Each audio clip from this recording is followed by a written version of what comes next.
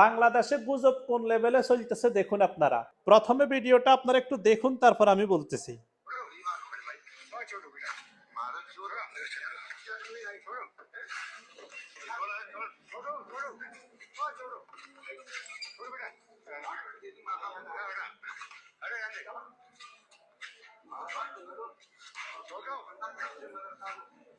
এবার আপনারা দেখুন এখানে কি পোস্ট করা হয়েছে। এখানে লেখা হয়েছে চাঁদাবাজির বিরুদ্ধে ওয়াজ করা ইমাম মুয়াজ্জমকে মারধর। মানে বোঝানো হয়েছে এটা আমাদের বাংলাদেশের একটি ঘটনা। আসলে কি এটা আমাদের বাংলাদেশের ঘটনা?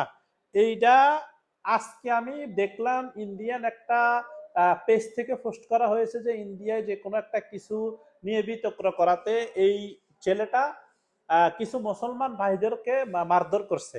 কিন্তু এখন আমাদের বাংলাদেশের কিছু পেজ ভিউ পাওয়ার জন্য তারা এটাকে গুজব আকারে ছড়াই দিছে। আপনারা দেখুন, মানে এখন সবাই অনেকেই ভিডিওটা শেয়ার করতেছেন। দেখুন 50,000 প্রায় শেয়ার হয়ে গেছে।